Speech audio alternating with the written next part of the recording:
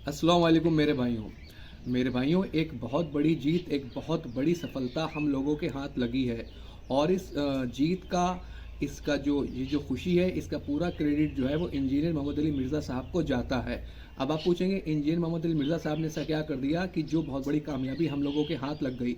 जी, engineer Mohammad Ali Mirza साहब जिन किताबों की इबारतों के ऊपर आवाज़ उठाते रहते थे कि इसमें नबी पाक सल्लल्लाहु अलैहि वसल्लम की गुस्ताखी है और अल्लाह रब्बुल आलमीन की गुस्ताखी है, उन इबारतों के लिए ये कहते थे। पहले तो इन्होंने दिफा किया, बहुत ज़बरदस्त तरीके से दिफा किया, एड़ी से चोटी तक का जोर लगा लिया और मुनाजरे तक किए उन इबारतों को लेकर।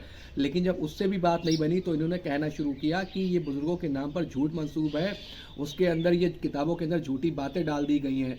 तो इंजीनियर साहब ने कहा कि इससे भी काम नहीं चलेगा, अब आपको जो है ये इबारतें अपनी किताबों से निकालनी होंगी, तब जाकर बात बनेगी। उस पर इन लोगों ने जवाब दिया कि अगर ऐसे ही गलत इबारतें हम लोग किताबों से निकालते रहे तो फिर हमें बुखारी, मुस्लिम और सियासत्ता के हवाले से उन्होंने कहा कि हाँ, उनमें से भी हमें वो इबारतें निकालनी पड़ेंगी जिससे माज़अल्लाह सुम्मा माज़अल्लाह गुस्ताखी ज़ाहिर होती है।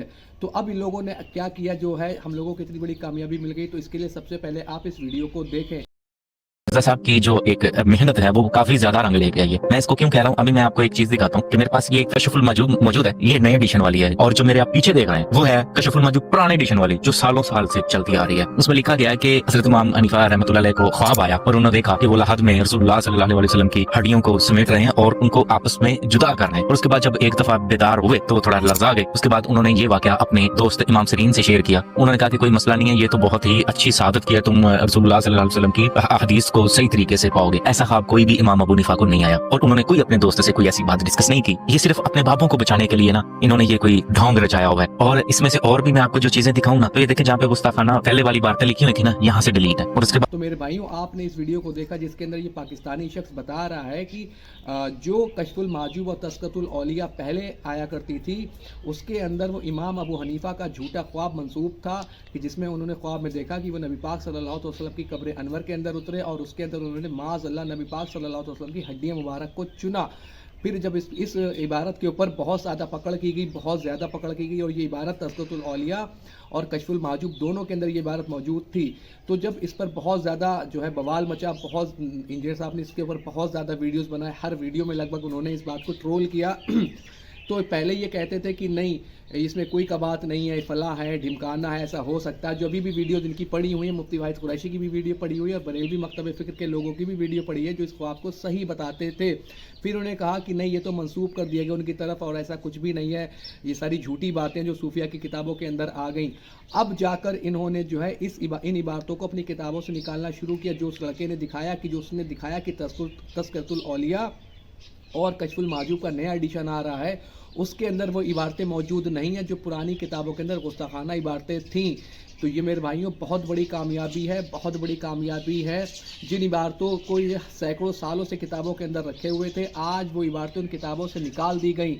और आपने ये साहब के मुँह से एक किताब का और नाम सुना होगा, जो किताब है हश्त बहीज, जिसके अंदर चिश्ती रसूलुल्लाह का माज़अल्लाह सुम्मा माज़अल्लाह वाक़या कोड है ख्वाजा अजमेरी के हवाले से। तो मेरे भाइयों, ये मेरे पास हश्त बहीज मौजूद है, ये नया एडिशन है, ये नया एडिशन है हश्त बहीज का, जो मैंने 1/3 तक पढ़ लिया है।